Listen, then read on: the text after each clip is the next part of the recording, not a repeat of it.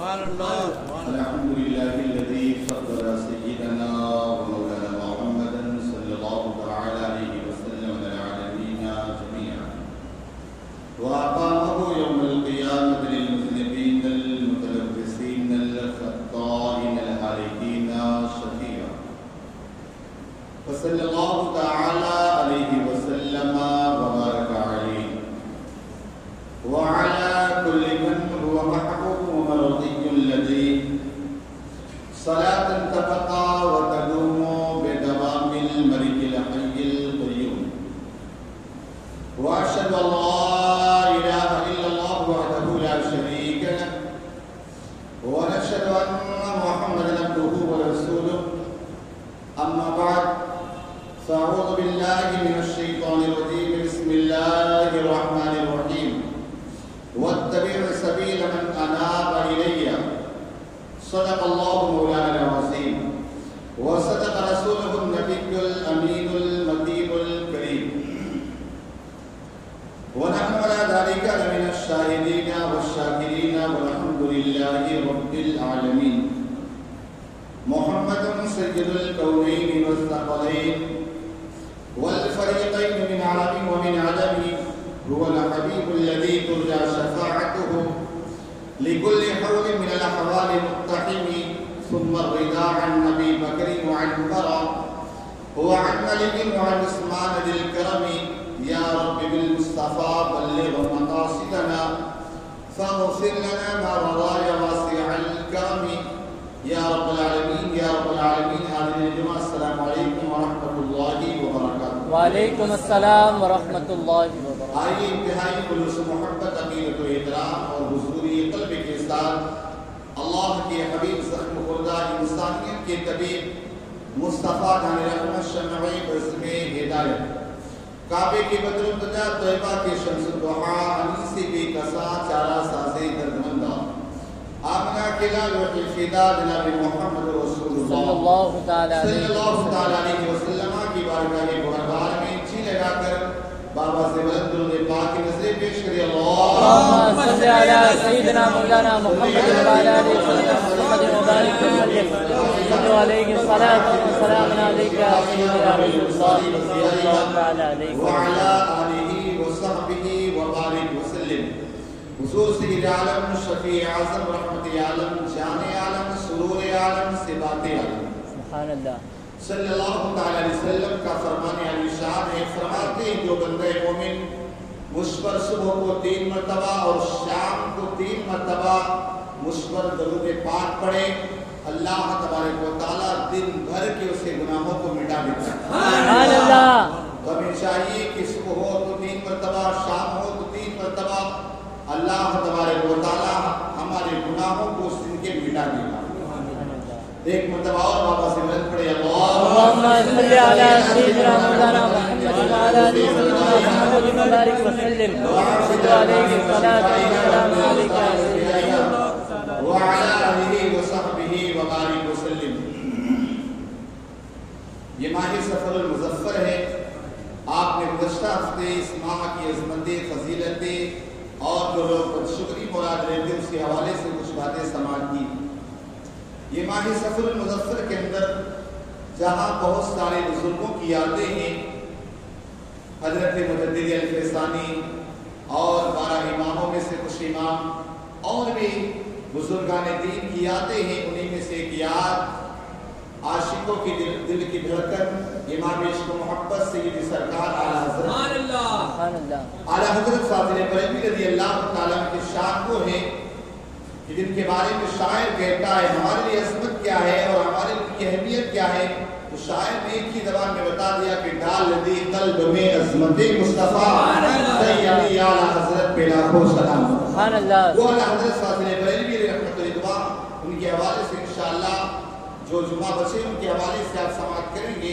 اعلیٰ حضرت رضی اللہ تعالیٰ نے آپ دیکھیں اتنے بڑے وقت کے مجدد عالم بعمل جو اللہ اور اس کے رسول کی بارگاہ میں مقبول ہیں لیکن ہمیشہ اپنے لیے کس انداز میں دعائیں کرتے کہتے چمک تجھ سے پاتے ہیں سب پانے والے میرا دل بھی چمکا دے چمکانے والے برستا نہیں دیکھ کر ابر رحمت بدوں پر بھی برسانے والے، اور فرمایا تو زندہ ہے واللہ، تو زندہ ہے واللہ، میری چشم عالم سے چھپ جانے والے، اور رضا نفس دشمن ہے دم میں نہ آنا، کہاں تو نے دیکھے ہیں چندرانے والے۔ سبحان اللہ۔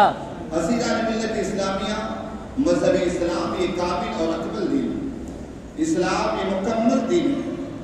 خود غزوہ حجۃ الوداع کے موقع پر اللہ تبارک و تعالیٰ نے آیت کریمہ نازل کی تھی کہ الیوم اکملت لکم دینکم، اے محبوب آج ہم نے تمہارے لیے تمہارے دین کو مکمل کر دیا، اور آگے فرمایا اور ہم نے اپنی نعمتوں کو تمہارے اوپر مکمل کر دیا، کامل کر دیا، وَرَضِيتُ لَكُمُ الْإِسْلَامَ دِينًا، اور تمہارے دین اسلام سے اللہ فرماتا ہے خوش ہے۔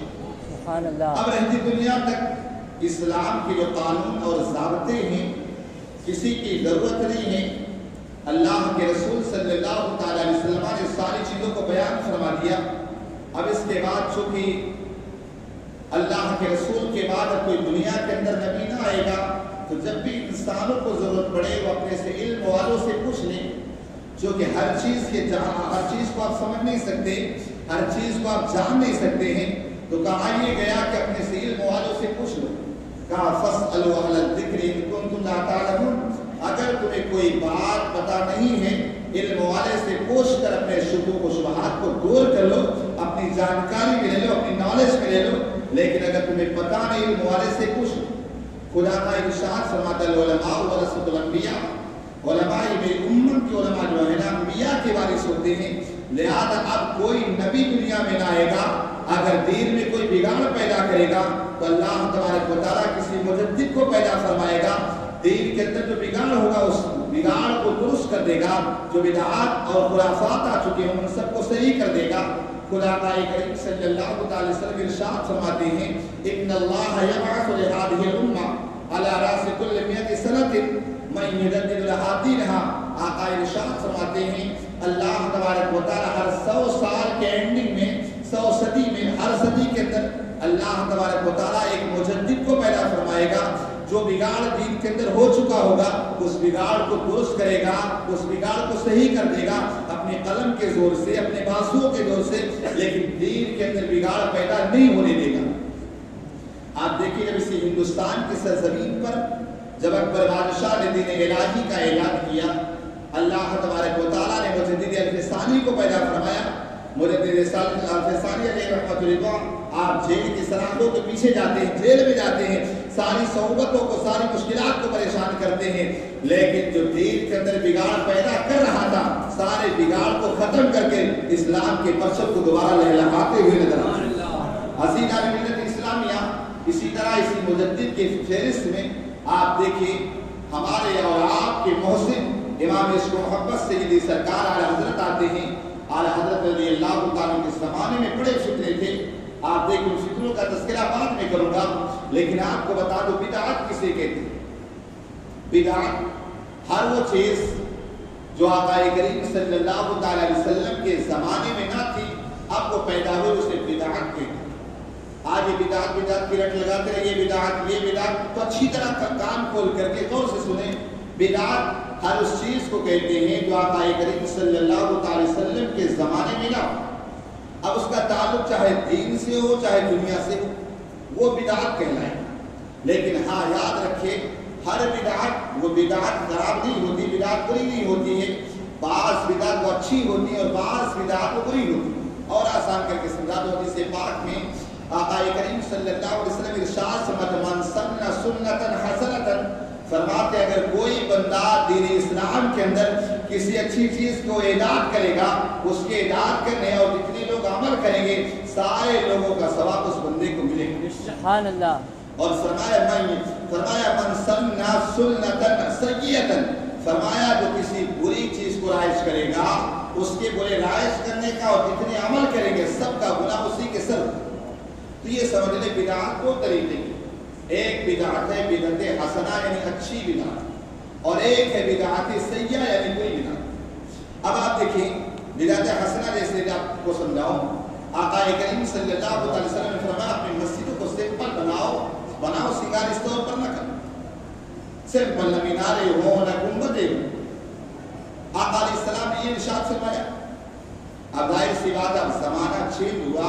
अगर पहले ज़माने के एतबार से अगर हम उन मस्जिदों को रखे लकड़ी वाले, खजूर की छालों वाले रखे तो हमारे लिए दुश्वारियाँ हो जाएंगी। तो उलमाए किराम ने फतवा दिया और बताया, कहा आज मस्जिदों को अच्छा सजाया जाए, मस्जिदों में मीनार भी बनाए जाए, मस्जिदों के अंदर गुंबद भी बनाए जाए, ताकि जब गैर लोग अपने इबादत खानों में खुश हों, हमें शर्मिंदा ना होना पड़े, बल्कि मस्जिदों को मीनार और मेहराब से सजा कर उन्हें मुज़य्यन कर दो, ताकि दूसरे इंसान को लगे ये किसी और का नहीं, कि मुसलमानों का इबादत खाना, मुसलमानों की मस्जिदें। अब इस चीज़ को बिदअत हसना के, अब अगर कोई बंदा ये कहे कि यार आप बिदअती हो, तो समझ लेना क्योंकि इस खुराफात दिमाग का, ये बिदअत बुरी नहीं, बिदअत ही अच्छी। इसी तौर पर एक होती बिदअत सय्या, यानी बुरी बिदअत का इजाद करना। अब ये अगर कोई बंदा बिदअत को इजाद करता है, जैसे मुहर्रम अल हराम का महीना गुजरा, लोग कहते हैं इमाम हुसैन रज़ियल्लाहु अन्हु की मोहब्बत में ढोल ताशे बजाएंगे, ये शरीयत ने मना किया, इसका टकराव शरीयत से हो रहा है, लिहाजा अगर कोई बंदा ढोल ताशे बजाएगा ये बिदअत सय्या है, बुरे है, ये बंदा गुनहगार होगा और ये हराम काम कर रहा है। तो ये बिदअत इस तौर पर बाज़ बिदअतें अच्छी होती हैं और बाज़ बिदअतें बुरी होती हैं। अगर बिदअत अच्छी है तो जिसने उस चीज़ को इजाद किया उसको भी सवाब मिलेगा, और जिस जो अमल करा उसका भी सवाब उसे मिलेगा। लेकिन अगर कोई शरीयत इस्लाम के अंदर बुरी बिदअत, वो चीज़ जो हुजूर के ज़माने में आती, अगर आप इस चीज़ को लेंगे ना कि बिदअत यार जो हुजूर के ज़माने में, तो आप बिदअतों से आप खाली नहीं होंगे। आप ही नहीं, पैंट शर्ट पहनते ये भी हुजूर के ज़माने में नहीं, चश्मा लगाते ये भी हुजूर के ज़माने में नहीं, आप इस तरह गोल्ड टोपी इस तरह बुनी हुई लगाते ये भी हुजूर के, सारी चीज़ें बिदअत। क्या ये टोपी जो लगा कर बैठे हैं, क्या ये हराम आ जाएगा? नहीं, बिदअत हसना। लिहाजा वो चीज़ जो हुजूर के ज़माने में थी, अगर उसका टकराव शरीयत से ना हो, वो चीज़ बिदअत मुबाह कभी होती, लेकिन बिदअत हसना समझ। और इसी तरह बिदअत सय्या। और दूसरी चीज़ आप देखिए, जो आला हज़रत, ये सारी चीज़ों को आगे चल के बताऊंगा, आला हज़रत सादिक़ बरेलवी रहमतुल्लाह पर जो ये लोग ये इल्ज़ामात लगाते हैं कि माशअल्लाह आला हज़रत ने मज़ारों को सजदा करना ये जायज़ करार दिया, आपने कहा कब्रों को सजदा करो। आपको बता दो, सजदा दो तरीके का होता है। एक वो सजदा जिसे सजदा इबादत कहते हैं, ये सजदा इबादत अल्लाह के अलावा किसी को जायज़ नहीं, और एक है सजदा ताज़ीम का सजदा, अगर है वो पहली शरीयतों में जायज़ था, लेकिन आज की शरीयतों में ये जायज़ नहीं। पहले आप देखिए हज़रत आदम अलैहिस्सलाम के बारे में कुरान में कहा, वइज़ क़ुल्ना लिल मलाइकति इसजुदू लि आदम फसजदू इल्ला इब्लीस। और जब याद करो, जब हमने आदम को कहा, फरिश्तों को कहा कि आदम को सजदा करो, तो सारे लोगों ने सजदा किया, तो सारे फरिश्तों ने सजदा किया। आदम को ये सजदा ताज़ीमी था, सजदा इबादत नहीं। इसी तरह हज़रत यूसुफ अलैहिस्सलाम को तस्लीम के ज़माने में आप देखिए, आपके वालिद गिरामी हज़रत याकूब अलैहिस्सलाम और आपके भाइयों ने आपको सजदा किया, ये सजदा ताज़ीमी था, ताज़ीम का सजदा था, इज्जत का सजदा था, इबादत का सजदा नहीं। तो सजदा कितने हुए? तो एक सजदा इबादत जो खुदा के अलावा किसी को जायज़ नहीं, और एक वो सजदा है जिसे सजदे ताज़ीमी कहते, वो सजदा किसी इंसान को भी जायज़ है, लेकिन हाँ शरीयत मुस्तफ़वी में जायज़ नहीं। अब पहले जायज़ था, लेकिन आज शरीयत मुस्तफ़वी में कोई शरीयत मुस्तफ़वी में जायज़ है ही नहीं कि अगर कोई बंदा किसी को सजदा करे, चाहे मज़ारात को करे, चाहे किसी को भी करे, लेकिन ये सजदा जायज़ नहीं, वो नाजायज़ तो गुनाह है, इससे इंसान को बचना चाहिए। ये और बात उसके कुफ्र में उलमा का इख्तिलाफ है, लेकिन इस पर इत्तेफाक है कि सजदे ताज़ीमी अगर किसी ने किया नाजायज़ तो गुनाह किया। अब आप देखिए आला हज़रत रज़ियल्लाहु ताला की किताब देखिए, आप आला हज़रत ने जो रिसाला लिखा और फतावा रज़िया 10वीं जिल्द में आपने नकल फरमाया है कि अगर कोई बंदा मज़ारात को सजदा करे, कब्र को करे, पीर को करे, किसी फ़कीर को करे, ये सजदा करना नाजायज़ और गुनाह और हराम है।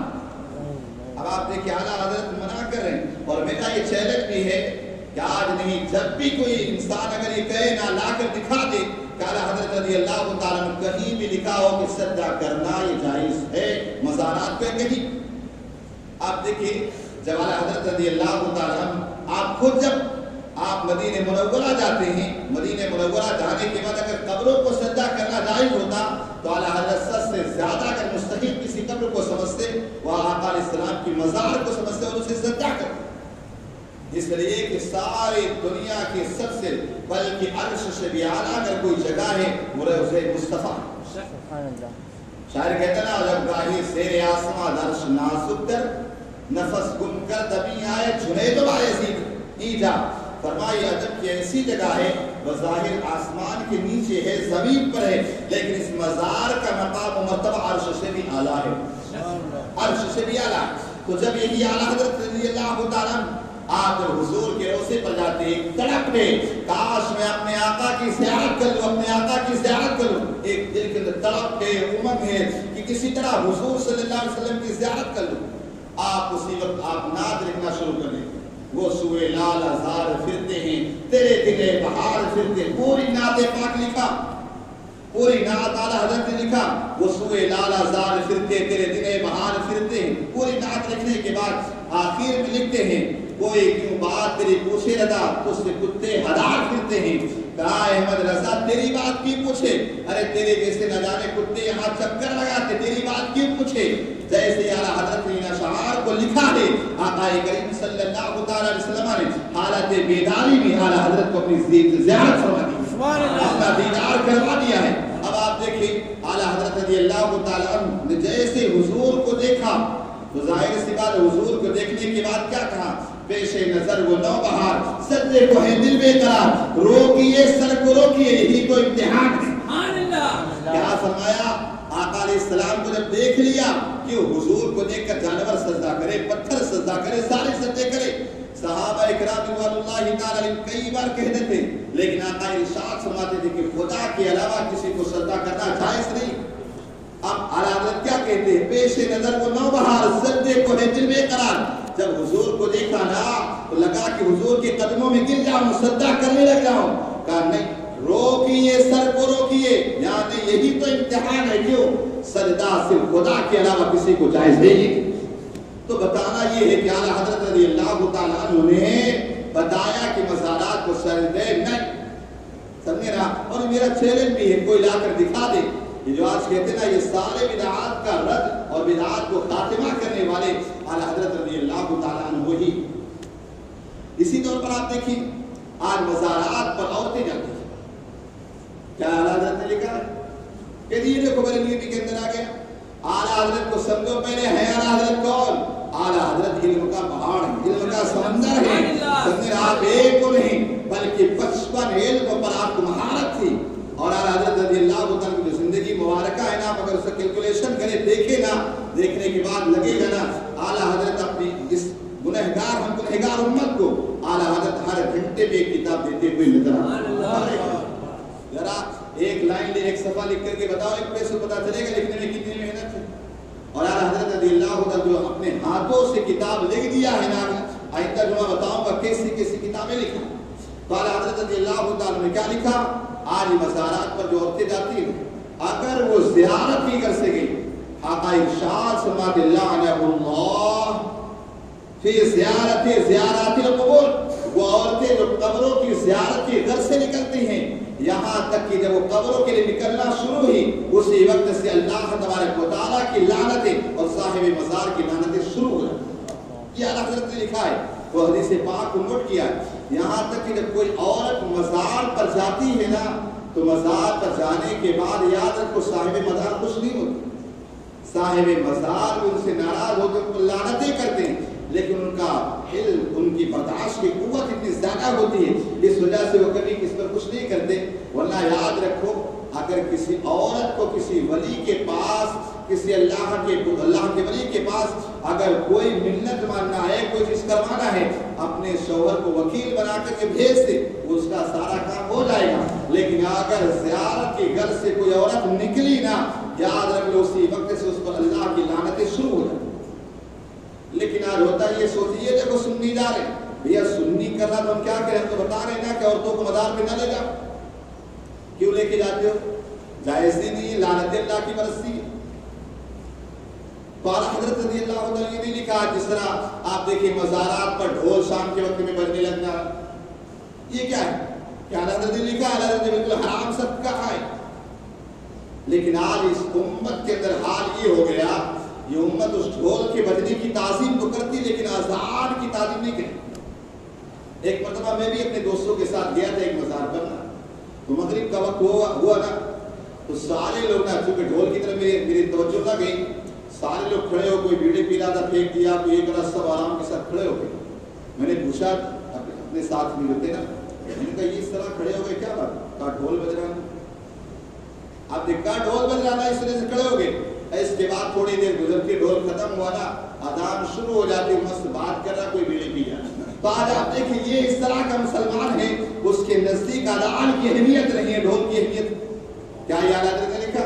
اعلیٰ حضرت نے سخت حرام اور ناجائز اور گناہ لکھا، لیکن پھر بھی لوگ آج اس حرام کے کاموں میں ملوث ہو. اسی طور پر آپ دیکھیں آج بہت سارے پیر آپ کو مل جائیں گے نا، پیر لوگ جو ہے نا آ کر کے اپنی مریدہ کو اپنے ہاتھ چمواتے ہیں، سر پہ ہاتھ رکھواتے ہیں، اس طرح سب ناجائز گناہ اور حرام. سمجھے نا، یہ کسی بھی پیر کے لیے جائز نہیں. ہاں وہ اس کے لیے محرم جو ہو، محرمہ ہو، یعنی کہ جس کے ساتھ اس کا نکاح جائز نہ ہو، جیسے اس کی بہن ہے، بھتیجی، ہاں اس کے لیے تو ہو سکتا ہے. باقی کوئی کتنا بھی بڑا پیر ہو، فقیر ہو، لیکن اس کے لیے غیر عورت کو ہاتھ چموانا، سر پہ ہاتھ رکھنا یہ جائز نہیں. کہتے یار یہ پیر جو ہمارے نا یہ ہمارے روحانی باپ ہیں. حضور صلی اللہ علیہ وسلم روحانی باپ، یہ سب نہیں. سمجھے نا، لہذا یہ کہنا کہ پیر صاحب جو ہے نا وہ روحانی باپ، یہ سب غلط ہے. اگر کوئی پیر صاحب اگر واقعی وہ شریعت کا پابند پیر ہوگا نا تو کبھی ہاتھ کو چموائے گا ہی نہیں، کیوں رکھے گا. جیسے ایک مرتبہ اعلیٰ مفتی امین علیہ رحمہ کے خلیفہ تھے، وہ مرید لوگوں کو بنا رہے تھے. جب مرید بنا رہے تھے نا تو پردے کی آڑ میں ہوتے تھے. ایک بندہ کہنے لگا کہ حضور آپ تو پردہ کر کے عورتوں کو مرید بناتے ہیں، اور ہمارے پیر صاحب نا بالکل سامنے بٹھا کر عورتوں کو مرید بناتے ہیں. کہا کیوں آپ کے پیر صاحب بناتے؟ کہا پیر صاحب نے ہمیں یہ کہا ہے تاکہ تو جو مجھ سے مرید ہو رہا ہے نا اس کا چہرہ دیکھ لو تاکہ میدان محشر میں پہچان لوں. کیا کہا چہرہ دیکھ لوں تاکہ میں اس کا چہرہ دیکھنے کے بعد میدان محشر میں پہچان لوں. حضور مفتی امین علیہ رحمہ کے خلیفہ فرماتے ہیں ارے بھائی یہ چہرہ نہ جانے کتنے دیکھو، یاد رہے یاد نہ رہے. اگر واقعی پیر ہوتا اور روشن ضمیر ہوتا ہے، اپنے مرید یا مریدہ کو دیکھے یا نہ دیکھے، لیکن اللہ اس کے اندر ایسی قوت دیتا ہے وہ دنیا میں بھی اور آخرت میں بھی پہچان لیتا ہے. یہ ایسا، لیکن آج وہ پیروں کا حال یہ بن چکا. تو آج یہ سارے جو خرافات آج آپ دیکھیے اس امت کے اندر آ چکے ہیں، اعلیٰ حضرت سب کا جواب دیا. آج آپ دیکھیں جتنے بھی فتنے آج کے دور کے اندر ہیں، چاہے فتنے وہابیت ہو، فتنے دیوبندیت ہو، اہل حدیث ہو، نیچریت ہو، مرزائیت ہو، کوئی بھی فرقہ ہو، اعلیٰ حضرت رضی اللہ تعالیٰ سب پہ ضرب لگائے، سب پہ قلم اٹھائے. دیکھ لو ذرا، سمجھے نا، سب کو بتا دیا یہ سارے فرقے والے جو ہیں سب غلط ہیں. اگر کوئی سچا فرقہ ہے وہ اہل سنت والجماعت ہے. اور ایک بات آپ کو آخر میں بتا دوں نا، مکان آپ کا کچا ہوگا نا تو زندگی جیسے تیسے گزر جائے گی، لیکن اگر ایمان کچا ہوگا قبر کی زندگی بھی مشکل ہو جائے گی. کیا بات بولا؟ مگر آپ کا مکان کچا ہے، انسان کی زندگی جیسے تیسے گزر جائے گی، لیکن اگر ایمان کچا رہا تو قبر کی زندگی بھی، اور جب نسا کا وقت ہوگا نا اس وقت بھی تمہارے لیے دشواریاں آئے. لیکن آج ہم کس کی فکر میں؟ مکان پکا ہو جائے، بنگلہ بن جائے، یہ سارے پکے، لیکن ایمان کچا ہے. ایمان کچا ہے. اعلیٰ حضرت نے کیا کہا؟ انہیں جانا انہیں مانا، نہ رکھا غیر سے کام. للہ الحمد میں دنیا سے مسلمان گیا. کب جائیں گے؟ تب. تو ایمان کو پکا کرنا ہے یا مکان کو پکا کرنا ہے؟ ایمان کو. یہ دیکھو بول کے چلے جاتے ہو، سمجھے نا، ایمان کو پکا کرنا ہے کہ مکان کو؟ ایمان کو انشاءاللہ. دیکھو مکان پکا کچا زندگی تو جیسے گزر جائے گی نا. کوئی رہے گا؟ ششو بہار والوں کے پاس اتنے بڑے بڑے بنگلے، مرنے کے بعد کسی کے بیٹے نے اس کو گھر پہ دفنایا، دفنانے یا گھر پہ نہیں رکھتے تو کیا ایک سمجھے نا 2 فٹ زمین آپ کو نہیں دے سکتے، سمجھے نا 2-4 فٹ تو آپ کیا سمجھتے ہو؟ مکان بڑے بڑے، بنگلے بڑے بڑے، ساری چیزیں ہوگی، سمجھے نا؟ تو یاد رکھو مکان کچا ہو کیسا بھی ہوگا زندگی گزر جائے گی، لیکن ایمان مضبوط ہوا نا اور رسول اللہ کی سچی محبت رہی نا، جب تمہاری روح قبض ہوگی اتنا سخت مرحلہ ہوتا ہے، لیکن اس وقت حسن مصطفیٰ سامنے ہوگا اور تیری روح قبض ہو جائے گی تجھے پتہ بھی نہ چلے گا، لیکن کب جب ایمان مضبوط ہو۔ لیکن آج یہ سارے فرقے والے بولتے کم ہے کام زیادہ کرتے، سمجھے نا؟ کبھی رشتوں کی شکل میں آپ دیکھیں آج یہاں جتنے بیٹھے نا وہ اپنے آپ کو سوچ لے ذرا کیا ہمیں اپنے ایمان مضبوط کرنے کی فکر ہے؟ اور بد مذہبوں نے نا تمہیں رشتوں کی جال میں ایسے پھنسا لیا، کسی کی لڑکی لائے، کسی کو لڑکا دیا، کسی کی لڑکی لائے، کسی کو لڑکا دیے، اس طرح کر کے رشتوں کی جال میں پھنسا لیا، اور اس کے بعد آج اس مومنٹ میں آگے پہنچ گئے یار اس سب ایک ہی تو ہے۔ پھر کہنے لگتے جب بدمزہ کیا، ارے یار رشتوں کا معیار تم نوٹ اور دولت دیکھتے ہو، کبھی یہ نہیں سوچا کہ میں ایمان والے بچے کو اپنی بچی دوں گا، جو خدا اسے دولت دے رہا وہی خدا اسے بھی دولت دے گا، کبھی یہ معیار بھی نہیں دیکھتے ہو؟ اعلیٰ حضرت رضی اللہ عنہ کی زندگی پڑھو کہ اعلیٰ حضرت نے ساری چیزوں پر ضربے کیسی لگائی۔ ان دیوبندیوں نے ماشاء اللہ کہا کہ آقا نبی مر کر مٹی میں مل گئے، بولو ماشاء اللہ، بولو میں بولے تیرا باپ مر کے مٹی میں مل گیا تو تجھے برا لگ جائے، وہ تیرے نبی کو کہہ دے پھر بھی تیرا رشتہ۔ اعلیٰ حضرت نے دار لگائی، کہا تو زندہ ہے واللہ، تو زندہ ہے واللہ، میرے چشم عالم سے چھپ جانے والے۔ یاد رکھو مکان کچا ہوگا تو زندگی چلی جائے گی، گزر جائے گی، لیکن ایمان کچا ہوا تو بولو ایمان کو پکا کرنا نا انشاءاللہ، ایمان مضبوط کر جانو ذرا۔ جو آپ کہنے لگتے یار سب ایک ہی کو ہے، یار سب ایک ہی ہے، تو آقا نے کیا فرمایا میری امت میں 73 ہوں گے، ایک حق پر ہوگا، کیا ہوگا؟ ایک پر ہوں گے تو صحیح، سمجھے نا؟ ہوں گے صحیح، کہتے یار وہ بھی تو قرآن پڑھتے، وہ بھی تو نماز پڑھتے، عبداللہ بن ابی بھی پڑھتا تھا، رئیس المنافقین تھا مدینے کے اندر، حضور کے پیچھے پڑھتا تھا، مسجد نبی میں پڑھتا تھا، کیا آپ اسے ایمان کہو گے؟ قرآن کہتا ہے ایمان والا ہے ہی، سمجھے نا؟ یہ تو خالی یہاں آپ تعلق کی نمازیں دیکھتے یہ دیکھتے ہو، وہاں حضور دیکھتے تھے، لیکن قرآن کہتا ہے وَمِنَ النَّاسِ مَن يَقُولُ آمَنَّا بِاللَّهِ وَبِالْيَوْمِ الْآخِرِ وَمَا هُم بِمُؤْمِنِينَ، کہا لوگوں میں کچھ کو جو کہتے اللہ پر ایمان لائے، قیامت پر لائے، آقا اللہ نے فرمایا محبوب کہتے ایمان والے ہے ہی کیوں؟ ان کے دل میں عظمت مصطفیٰ نہیں۔ آگے قرآن نے کیا کہا وَإِذَا قِيلَ لَهُمْ آمِنُوا كَمَا آمَنَ النَّاسُ قَالُوا وَنُؤْمِنُ كَمَا آمَنَ السُّفَهَاءُ، جو حضور کے زمانے میں جو تھے نا، حضور کے زمانے میں جو اپنے آپ کو بظاہر مسلمان کہتے تھے، اللہ نے کہا محبوب انہیں کہے جو ایمان اس طرح لائے جس طرح صحابہ لائے، جس طرح ابو بکر لائے، جس طرح عمر لائے۔ آخر ان لوگ کیا کہتے ہیں جو بیوقوف لوگ، یہ لوگ بیوقوف ہیں، آخر وہ کون سی چیز ایسے کرتے تھے کہ ان کو بیوقوف لوگوں نے کہہ دیا؟